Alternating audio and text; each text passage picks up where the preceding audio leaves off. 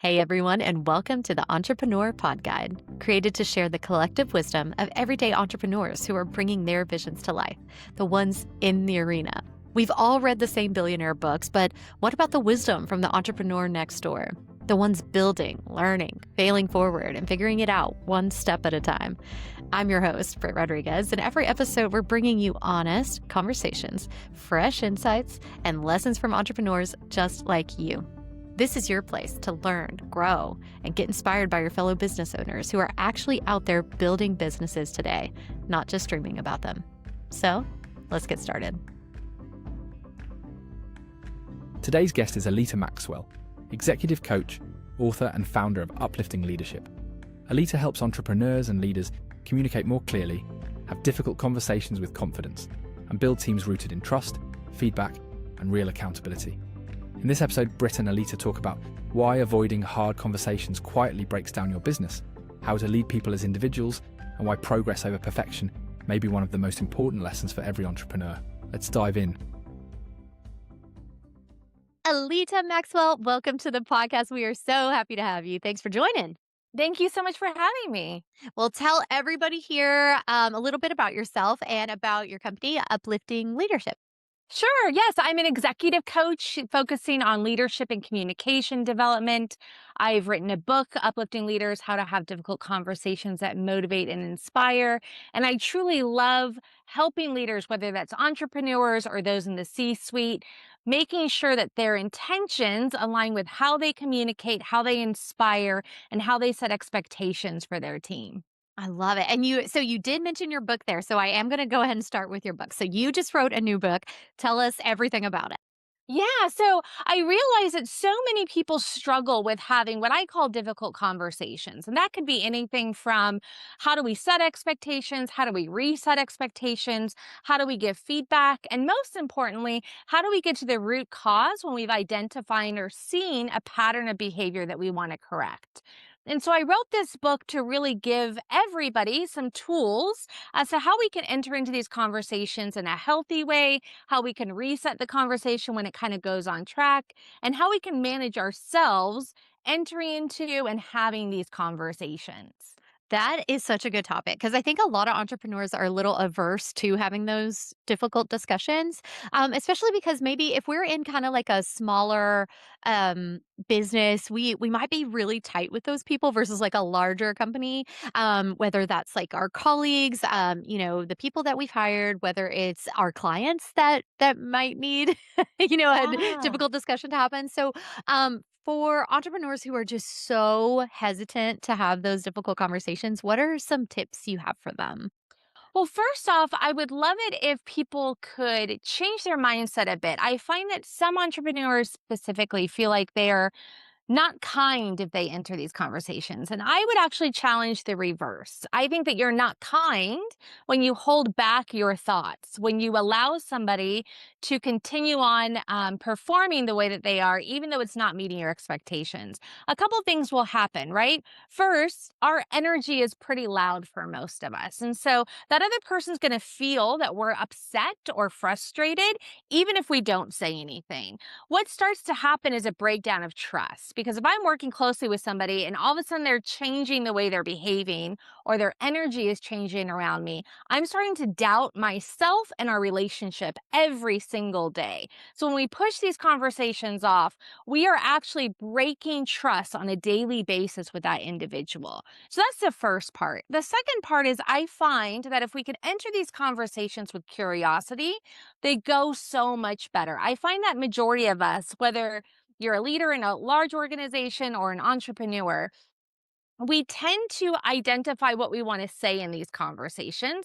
So we go in with our laundry list of things we want to say. And I found that the best way to enter these conversations is not only with the list of things you want to say, but also with the list of things that you want to get curious about. Our mind does such a great job of putting in puzzle pieces where they might not fit perfectly, and we assume so much. So if we can enter some of these conversations with the things that we don't know, have our list of facts that we know are 100% true, and then get curious about everything else. I find that people will lean into these conversations. They won't get as defensive. Typically, that defensiveness comes in because we're assuming some things and we're not giving space to get curious and understand what's really at play. And then if our entire goal is to together find a solution, I find that that's when I see people really lean in because they want to be part of the solutions. They do not want to be the problem on our plate. Yeah, and I think that's such a good tip. We were talking about this not long ago on a different podcast about like the sales process and how sometimes coming into that with questions and not with like prescriptions and things like that. Like if you come in more curious, you're always able to get more out of the person that you're talking to. Coming in with a questions focus is a great piece of advice. And then just letting them kind of work through the stuff themselves, filling in those puzzle pieces so that you're not assuming things, and often we assume the worst, and another tip I love is to assume the best intentions from people. But I think those are great tips. Now for, an entrepreneur who is not sure that they are even having a problem with their team. Maybe they are the problem and they don't even know it. Because I've worked with a lot of entrepreneurs that would describe them. Um, how do they get to see that really they need to seek out a coach like you? They need to get some advice. They need to work on their leadership style. They need to work on their management style so that their team is more effective and happier. How do you get someone who's a little blind about their own shortcomings to see that? I think that first step is that awareness. So if we can maybe tune in to when we ask for feedback from our teams or thoughts for discussion points, are there crickets or are people feeling comfortable to say their opinion and their thought? When we pitch something and we want to get buy-in, how's the room feeling? Are they really ready to jump on board because they're agreement in how we view the problem and the solution? Or again, is there crickets? Are we really having to pull teeth to get people to engage? To me, those are some factors that could lead to the fact that that leader needs to develop out these people, human skills a bit more. I find also how are we managing our calendar says a lot about if we need development or not. I find that a lot of entrepreneurs that I work with, they're an Enneagram type 7, if you will. And so That's me. oh, yeah, there we go. So they tend to, when they're really, really healthy, obviously, they're really, really great on follow through and follow up. They're really, really great on being on time and managing their calendar. When they're not intentional at all, when they're not at their healthiest, they tend to overdo their calendar, or worse yet, not even keep a calendar. It just is whatever the flow is. So what ends up happening, meetings get moved, sometimes consistently. We're super late to meetings, and so we're rushing through things. And all of these different moments are moments that we are communicating with our team if they're important or not to us. So if we're constantly having to move meetings, if we're constantly late to meetings, that might be an indication that we could use some time management development because again, our team are having specific takeaways from all of these interaction points. Oh, that's good. Yeah, I as an Enneagram 7, I can 100% confirm those things. When we are on it, we are on it, and when we are not, oh my goodness. And I've been on every stage of what you just said in the entrepreneurial journey, so that's really funny you mentioned that. Now you have a bit of a cool history because you kinda came from HR. So how did you come from HR to developing this cool company where you're helping people in leadership? Yeah, so I was chief human resource officer of a restaurant group here in New York City. I joined them when they had 3 locations in 2012. The goal was to build to sell, and that is what we did. We built up to 22 locations over 2 different states, and we ended up selling the company at the beginning of 2020. So that allowed me to pivot. That allowed me to write the book. That allowed me to develop online courses, get my executive coaching certificate, and really start working with entrepreneurs and the C suite to develop out their skill sets. I had started realizing in 2014, really, that this next generation of leaders, those leaders that came up with me and the ones right after, didn't necessarily have as much development in some of these skills as I had. I just thought that everybody came from a background like me, where at the dinner table we debated things out, where we were pushed to take the lead and to really try to have mentors in all of these different areas. And I realized when I was in my previous role as a CHRO, not everybody had that development. Not everybody had the opportunity to get really comfortable in uncomfortable conversations, to focus on the root cause rather than the surface area issue that's frustrating us, and how to communicate in a way that really allowed others to lean in rather than get defensive and back off. And so that's when I started to develop some of my thought process in terms of what it makes a great leader. I've also just been really, really interested. I grew up as a huge fan of basketball. And so I noticed that there were certain coaches, specifically in basketball, that I just loved. Their style, their energy, the way that they managed their team was very different from others. And so I started getting really curious as to what were those differences. And that has culminated in me doing this work. Oh, that's cool. The athlete business owner connection is so strong. I have other guests on the podcast who really focus on that in their coaching as well. I find that very fascinating that you have also seen a major connection between a really great athletic coach and then some skills that you can take into your own practice. So, what are some of those like top things that you took from those coaches that you really enjoy? Well, first of all, feedback is essential. So, can you imagine any sports team that you're watching, regardless of the sport, if the coach was just sitting back and not saying anything? If all the assistant coaches sat there and said nothing? Right. That is the equivalent of us in our business not giving feedback. So many people Right. are like, I don't know if I should give feedback. That is your number one job. Your number one job is to help your team perform at their best. And we Yes. do that through both critical and positive feedback consistently. So Mm. many entrepreneurs specifically that I work with are like, my team knows. They don't. They do not know. They are really trying to read the tea leaves sometimes with your energy and your mood. If we can be really, really focused is to constantly be giving both positive and critical feedback, that is the fastest way that we can develop and improve our team's performance. So that's one.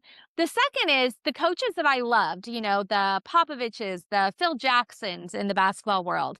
They were really, really intentional with coaching each athlete as an individual. And I think for leaders, if we can tune into what motivates each and every employee, how do they enjoy giving and receiving feedback, and really abide by that, that's when we're going to see the healthiest teams. 100%. That is the one size fits all approach is it's lazy, first of all. I'm calling it out as lazy, and I'll explain why in a second. But it's lazy and it's extremely ineffective. And that goes across the board when you're dealing with any type of quote management position, and I'm thinking even as a parent, like when you do not parent or should not parent your children the same because they are completely different. So my background is education, and for so long it was one size fits all, and it's a terrible approach. Now I say it's lazy because when I was at my laziest as a teacher, I did a one size fits all lesson plan for my students. When I was at my most amazing as a teacher, my lesson plans were broken down per student, per level. It was so much better, and it helps my students so much more because I met them where they were and they were all over the map. So giving them one lesson for all of them to reach at the same time was nearly impossible.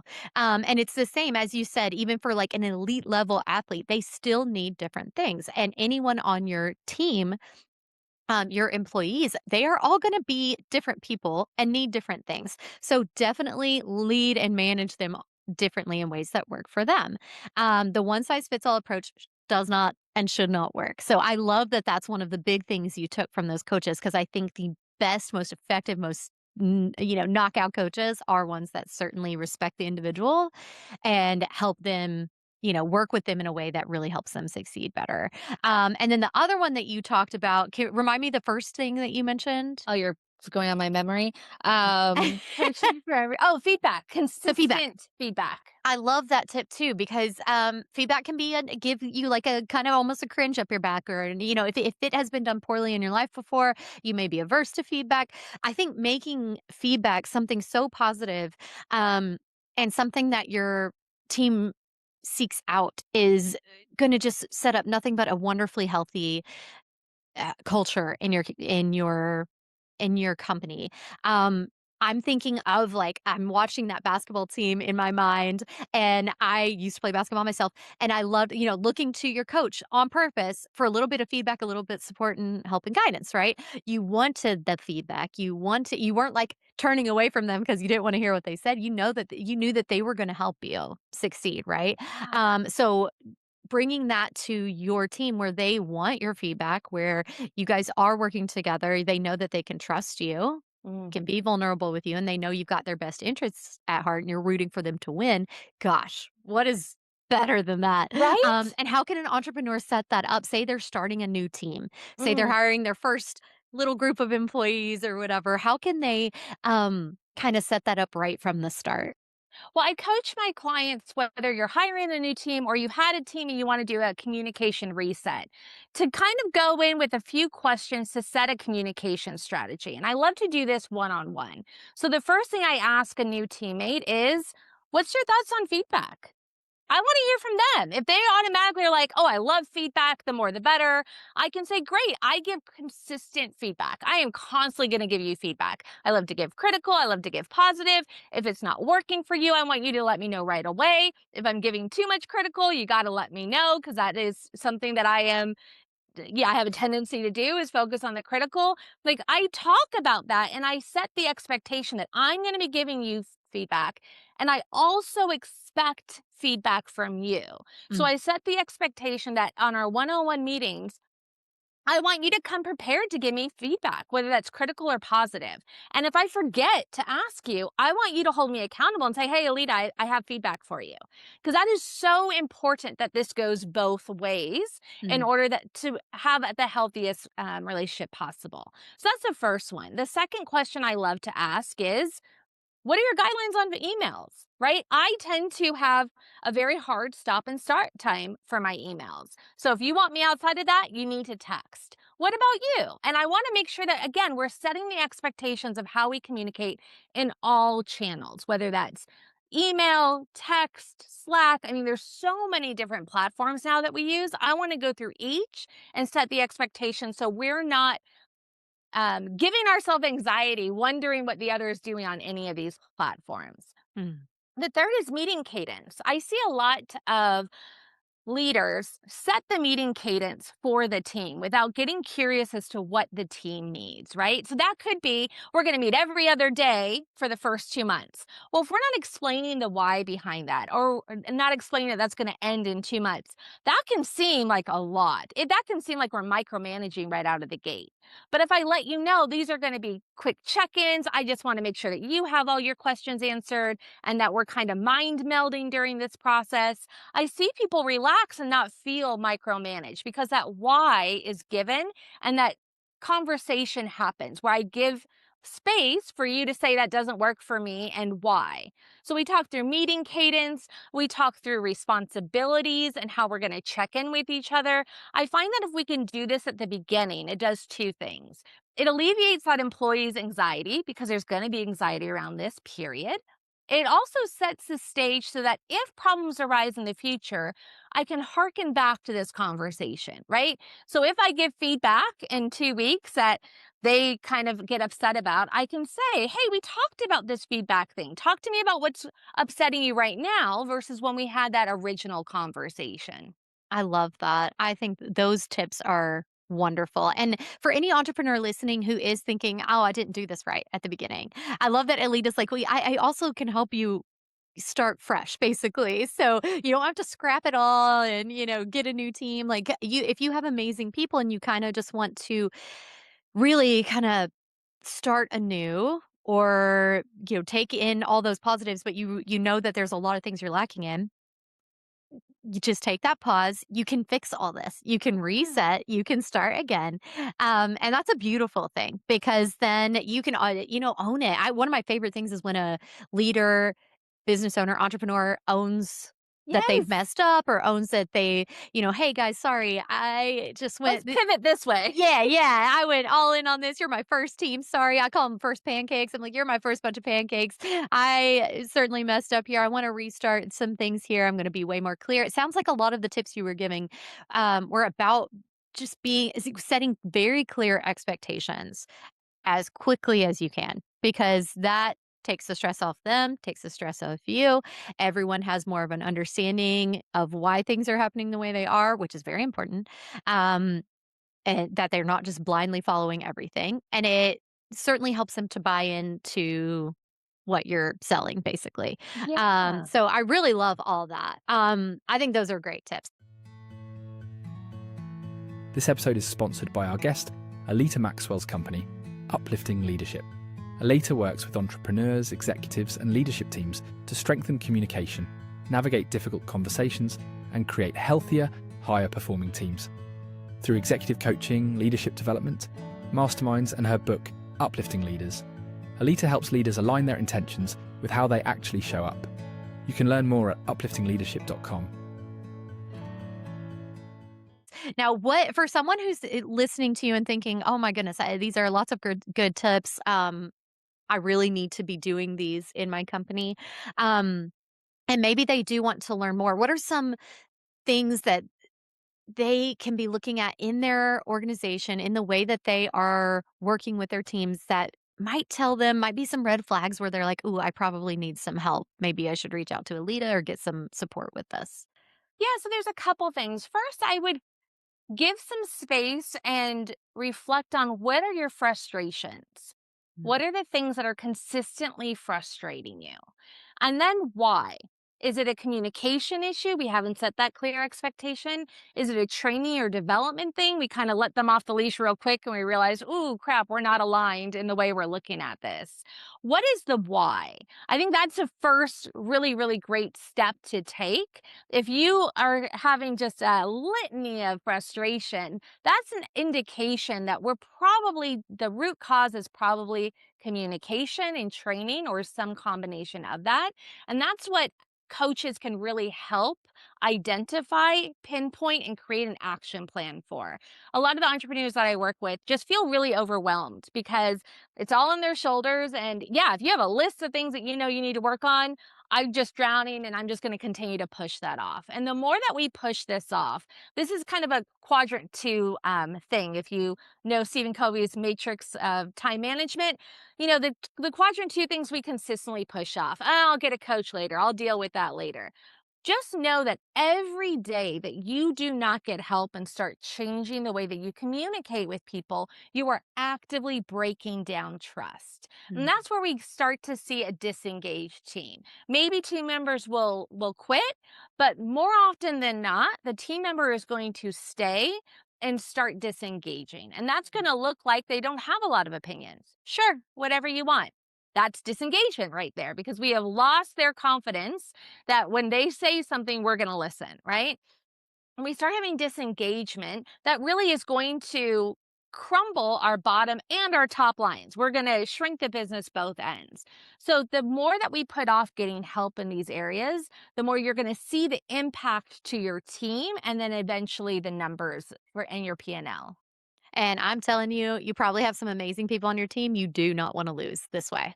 Or So if you do want to yep. lose, you want to be intentional, mindful about it, Yes. right? You don't want them disengaging it because that part, you don't even know how many you've lost if they're just all disengaged. 100%. So yeah, I think those are great, like, I guess signposts, basically, to check and be like, hey, oof, maybe I am struggling here, or oh man, 99% of my stressors in a day are coming from management. issues. Like those, those are all things The that, people thing, that's what I hear from clients. yeah. Like, the business thing is fine, and I'm on track with that, I know what to do. It's the people side of things. I didn't get into business, or I didn't start a company to deal with this many people issues, and that, Yeah. my friend, is running a company. You're Yeah. dealing with humans, we have to deal with the people issue, and it does get messy. But that's what a coach can really partner with you and make some, clarity there and make it not feel as messy. 100%. And it's okay if it's not your thing. Like a lot of founders and entrepreneurs, like the thing that got you lit up was the thing that you are delivering, the service you're giving, the product you're giving. It's the same as like sales. A lot of people say, I didn't get into this to get into sales. I just wanted to create my product. Well, sales is part of it. Like you've just got to figure it out one way or another. And it's the same, like you're going to have a team, you're going to have people. So you do need to figure out how to make that work for you and work for them as well. And it's okay that it's not your strength, but when it's not your strength, you got to figure out some things to make it work. So I love that Exactly. you've created, basically the company to help that happen. So let's talk a little bit, Alita, about your entrepreneurship journey. So we hit a little bit on it that you started in HR, and then you helped develop something, sold a company, which was amazing, and then you were able to build this. So when did you start your current company? Beginning, so it's January 2020. So wow, so you sold in 2020 and then had this one. Wow, so no break. Okay, you went Yep. right for it 2020, so we're about 5 years in now. Almost 6, I guess. So can you tell me a little bit about um that part of the journey and basically what has been the most rewarding part of it for Mm. you? So, yeah, starting the company was not scary just because I had started so many in the past or helped people start companies. But I think one of the biggest lessons I learned from right off the bat was not to take anything too preciously. I tend to have the type of personality where I have Olympian standards and therefore everything has to be perfect. And I remember when I think it was my first website, and I was going back and forth with my business partner about something. It's like, well, we can't publish it until it's ready. And I don't know what was going on in my mind. Like all of a sudden, there's going to be a million people on my website the first second that I push publish. But that was kind of the mindset, was everything had to be perfect. And I realized really quickly that I needed to focus on progress over perfection, Mm. that nothing was precious, everything can be fixed. And these are all going to be iterations of things, that nothing is going to die, nothing's in cement, everything is going to be kept alive, and we're going to continue to perfect on that as we go forward. And it's funny Mm. because a lot of the entrepreneurs that I work with, they have that as well. They have this mindset that like everything has to be perfect because it's a reflection of me. It doesn't have to be. It's progress over perfection. We're going to continue to make it more perfect, but it's never going to be done or perfected. Progress over perfection needs to be tattooed on every single one of our bodies of entrepreneurs because that is huge and it holds us back so much from hitting that publish button, that go Yes, button, whatever that is for you. If that's your product launch, if that's your, for me, podcast launch, if that's your website that you're truly hitting publish on, just do just it. do it. Just do it. It's You not can fix precious. it It's later. okay. Yes, nothing is, like, done in this day and age usually and just done forever and unable to change. Like, go for it, get it out there, and you will actually learn a lot more from people seeing the thing, experimenting with the thing, engaging with that thing, whatever it is, than just you hemming and hawing over it, just you or your business Exactly. partner or whatever.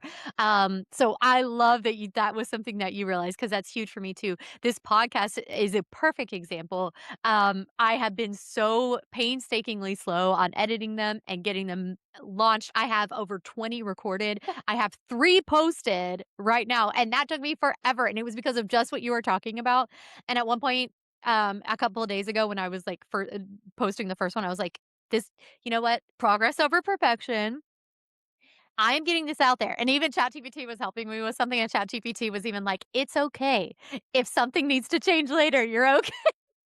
So I even have AI telling me, Yeah, "You're because gonna we be want it fine." to be perfect. And Yes. it's just like, that's my constant mantra in my head. It's not precious. It's not precious. It's not precious. Like, just let it go. It's fine. It's fine. Just do it. It's better that you do it and go back and fix it later if it needs fixing. Lots of times it doesn't even. It's like Yeah. fine enough. But like just go for it. I love that. I love that that was one of the things you learned. Um And Okay. then the other Oh, part, go you ahead. said that you asked what have been my, the moments of joy, I guess. Yeah. And it has been when I've been working with a client, coach partner, and I see those light bulb moments or I see a change in lifestyle. So I worked with a high level person from the Department of Defense a few years ago. When we started working, she was on a ton of medication. Anxiety was through the roof. There was physical issues as well because of anxiety. A year into our working relationship, she was on zero medication. She had lost just a ton of weight.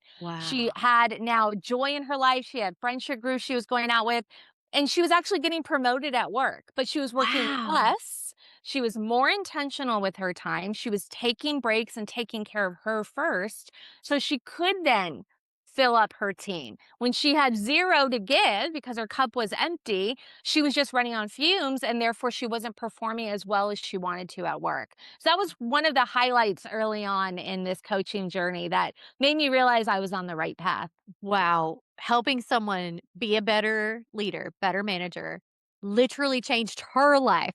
I'm sure her team was also like, "Woo, thank goodness. She is so Yeah. much better now." But, like, the fact that she became that, like, I guess it's so sad to think that she was that sick Yes. before because of all the problems she was having, and, wow, what a transformation, and how wonderful for you to see Oh, it was that so and be much part of fun. that. That's amazing. Now something else I love to ask, so, sales is a big thing for me. I love sales. I'm one of the few entrepreneurs I think that actually loves the 2 together. But I love to talk to my, fellow entrepreneurs on the show and ask them, in this day and age right now, what is working for you in your sales and your client acquisition right now? I have been very, very fortunate that the majority of my contracts have come from referrals. Very, very fortunate. Nice. I've this year started getting into more of sales things and figuring out that roadmap because like many people that you've talked to, I'm sure, that is not my forte. That is not something that I excel in. So again, with that previous line, progress over perfection and nothing is precious. Making sure that I consistently get my message out. I think that is one thing that I've been focusing on, posting really, really regularly. Again, I think we get into our own mind of like, I posted something about that last month. People don't want to read that again. Nobody's remembering what you No one posted last remembers. month Yeah. at all. You were the only person that remembers that. Post that thing, post it in 18 different ways because people get messages in different ways, or the timing is also really, really important. That message that you posted last week might hit somebody way differently today because the timing of things. That's been a lesson that I've had to learn over and over again, I think. And I think it's finally sinking through. Um, to just get the message out there as many different times and in many different ways as possible. Yeah, and don't be afraid of that, right? Like you said, just go for it. First of all, yeah, lots of times they miss it anyway. They haven't seen it. They haven't been on their phone in 5 days, so they missed it anyway.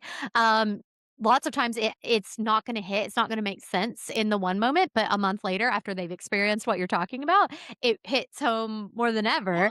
Yeah. It's the same. I tell people all the time. It's like the Instagram ad that's come across your feed 10 times. You're not mad at that, and maybe by that 8th time, you were like, "That's actually pretty cool. I do like this soap thing that's new and different, and, maybe I should try that." And it surely doesn't bother you, unless it's just a ridiculous Exactly. ad. But yeah, so don't be afraid to do that and give them that 10th version of the thing because maybe that's the one that'll resonate. And with sales, we know it takes so many touch points before someone says yes. They're gonna say no so many times before they say yes. So keep going. Don't take it personal. I love that. Those are great tips. Now the other thing I love is AI, and I love tech. I love automation. So, Alita, what are you seeing in your own work as far as AI? That you think is really cool, it's really helpful, it's supporting you, it's supporting your business. Do you have any cool insights that you'd like to share? I don't know if I have any cool or cutting edge things. I am not the cutting edge person on tech, but I really utilize the crap out of Chat GPT. I just love how you can ask it for hooks. You can ask it for to I'm just not super creative when it comes to ads or words for sales. And so that is my go-to. Like, this is what I want to do. Help me with some words. So that is one of the biggest go-tos. The other thing is just all of my platforms integrate. I'm really, really big with all my calendars talking to all the platforms and making sure that I can simplify all of my processes. And that's what I find that a lot of entrepreneurs don't really think about simplifying process. They make things kind of clunky and they have to go to 18 different places to get like a welcome packet. And that was one of the things I was really intentional about when I started the business is simplify the process. So yeah, I don't have people, but beating down my door on day one for a line of clients, but that doesn't mean that I want to be searching through these things in the 10th month when I do have some possible clients that are waiting to be onboarded. So that was definitely something that I've been focused on. Yeah, that's a huge, huge tip. Like, I think the more that you can get your systems and your platforms to talk to each other and automate as much as possible. Like right now, again, I'll give you the example with the podcast. I mean, so anytime, and I'm guessing you're doing the same with your posting. It sounds like, let's just talk even, okay, yeah, social media. Let's hit it for a minute because if you're talking YouTube, Instagram, TikTok, LinkedIn, all these things, like they can talk to one another. So going to every single platform, even using ChatGPT, right? Because I use it so much too for wording. It helps with captions, like you said, the hooks. It's fantastic. And so using that to help simplify, but then going to every single platform and posting all those individually versus scheduling versus having them all talk to each other, it can be a huge time suck. And that's one thing. That's just social Exactly. media. Yeah, like that's not even your main thing, probably, unless that's your business, is social media. So I love that you are big on automating and connecting all those platforms. I think people don't understand today how much you can connect all those things so that you have to go to one place, hopefully just one, Yeah. and you can, answer those DMs or, post that content and it really goes across all of them. It really can help save your time, that precious, precious time as an entrepreneur. And that creativity that you were talking about. It takes a lot of energy to be creative for a lot of us. Even like I would call myself creative, but it's certainly that's that battery can deplete pretty quickly. So I think protecting that as much as possible and using AI and tools, automation tools where applicable is beyond helpful. If someone Googled your company right now and landed on your website, would they lean in and want to learn more, or would they quietly say, yikes, and close the tab? Your website is your first impression, and it's either drawing clients in or losing deals right and left. Whether we like it or not, people do still judge books by their covers, and your clients are making decisions about your business before they ever even reach out. At my company, Archer Collaborative, we design high-end strategic websites for businesses whose founders are ready for their online presence to finally align with the quality and professionalism they bring to their clients every day. Our designs are not just pretty.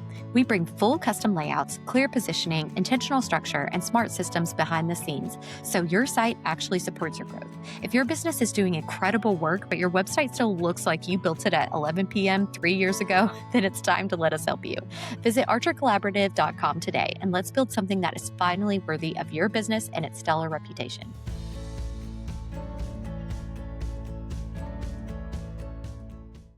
Um, okay, now tell me a little bit about the things you've loved and the things you don't love so much about your business. I always call this like the yum or yuck. It's either yuck and yum or like it's the love and the ugh in your business. Um, so we all have them.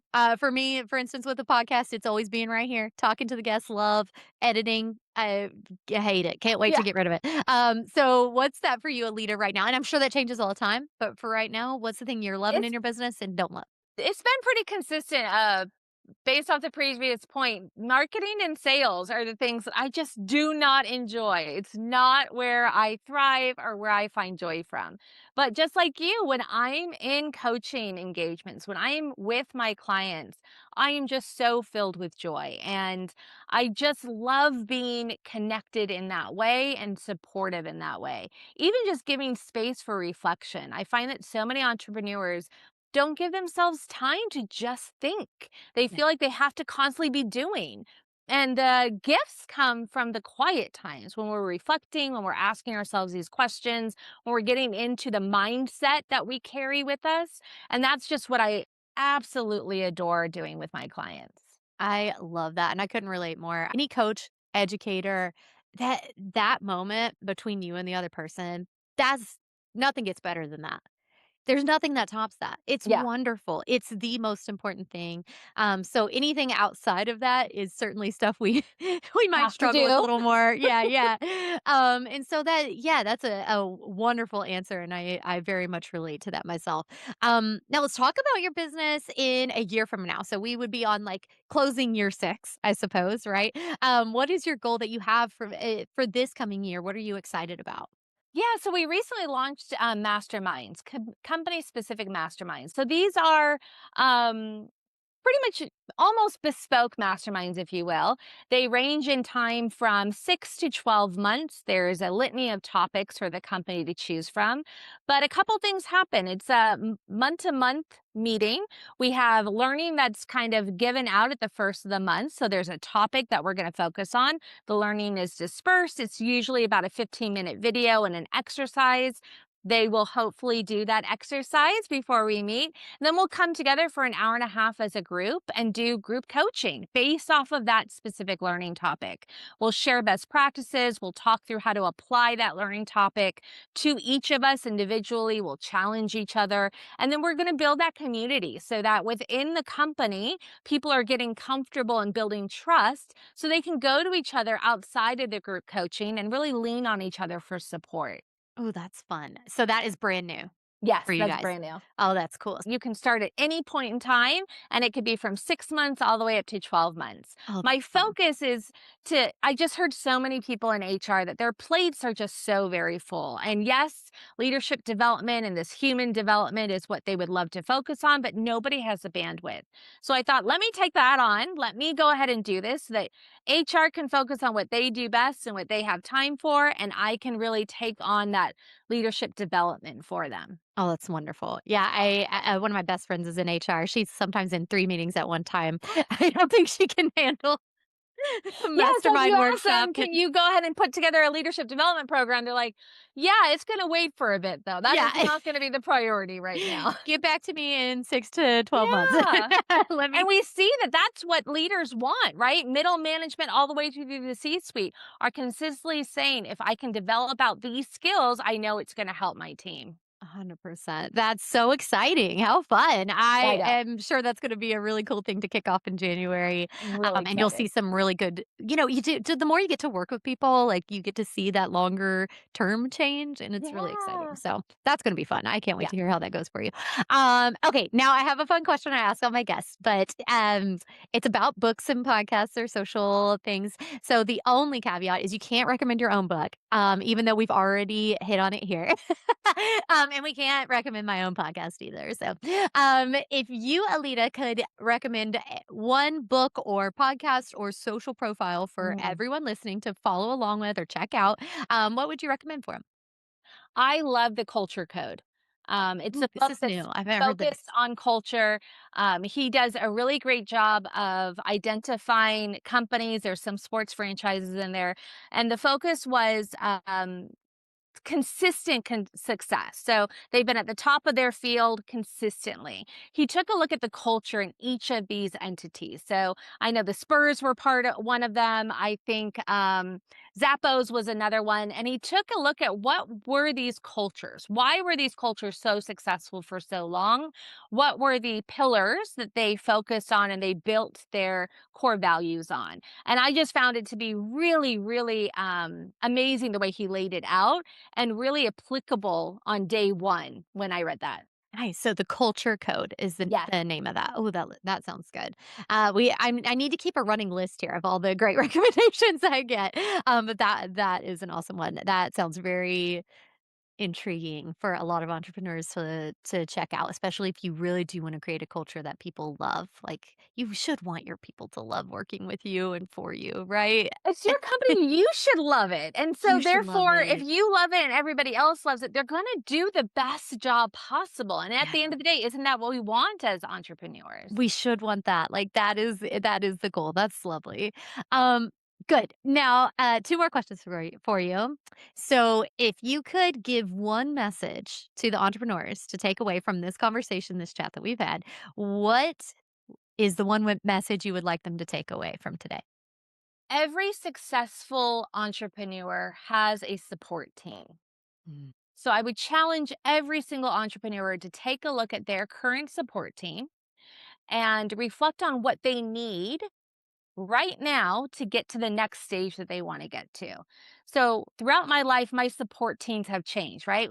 I now have an 18-year-old. When he was 3, my support team was really made up of the village that was going to help me take care of him while I was working the ridiculous hours I was working, right? Today, my support team is very, very different. And I find that so many entrepreneurs kind of put their head down and just run, instead of realizing that this is a marathon, it's not a sprint. And the most successful ones surround themselves with the support they need in that phase of their journey. Oh, that's so true. Yes, and it can feel very alone and isolating a lot of the time, especially if you're on that solopreneur journey. You still need a team. You still need support. You need That could be the people. therapist, the coach, the Yes. personal trainer, the house Yes. cleaner, the person that's going to be making your food on a weekly basis so you don't have to worry about what to eat for dinner, right? Those it Yes. can change throughout the seasons in your life. But what do you need right now and how can you put that together so that you can get to that next stage? Oh, that's good. Great advice there. And then the last question, this is such an easy one, Alita. But for people who are wanting to either work with you because they realize they need some help in this leadership, you know, skill set that they might be lacking, or managerial skill set that they just don't have or need to strengthen. If they want to work with you, if they just want to follow along with you, because it sounds like you have a fun social life, social media life going on there that people might want to check out. They may want to read your book. Where can people find you, learn more, work with you? Yeah, they can visit my website, upliftingleadership.com. They can also reach out to me directly, Aleta, Aleta, at upliftlead.com. And I want to send out to all your listeners a free 45-minute strategy session where we can dig into their specific challenges, talk through their goals, and come up with an action plan that makes sense for them. If I can't be helpful, then I have a list of resources that I'm sure somebody on my team or on that list could be a great resource for them. Yeah, you no loss there. Hop on a free strategy call. I love that. I feel like so many great entrepreneurs offer, we offer our time and our feedback for free. Like, that's wonderful. If you think this might be for you, go schedule something with Alita, hop on, chat with her, see if she might be able to help. If not, it sounds like you have great resources that can get them onto their next step and help them on their way. So that's awesome. And then so the book though too, they can find it on your website as well. Is Yeah, it on Amazon too? it is. Yep. Okay. It's on Amazon, and then what about your socials that you were working hard on and you are posting things to? How can they find you on social media? Yeah, on Instagram, I'm on uplifting lower dash leadership. Okay, uplifting lower dash leadership on Instagram. Yes. Fantastic. Well, thank you so much, Alita. This has been wonderful. I'm very inspired, even in as my solopreneur journey that I'm on right now. I've got a lot from this conversation. I know our listeners have too. So thank you for stopping by and sharing a wonderful amount of information with us. And I hope all the best for your next workshops that are coming up, your masterminds, and for your book. It's going to be a really exciting upcoming year for you. Thanks so much for having me. A huge thank you to Aleta Maxwell for joining us and sharing such practical wisdom on leadership, feedback, communication, and building the right support system as an entrepreneur. If this conversation made you realize your people problems may actually be communication problems, connect with Aleta at upliftingleadership.com. This episode wraps up the first season of the Entrepreneur Pod Guide. We hope this podcast helped you on your entrepreneur journey. If it did, please share with other entrepreneurs who could benefit from the collective wisdom shared here by our guests. We're so grateful for all of you and look forward to seeing you in season 2. We'll see you then. Now go get 'em!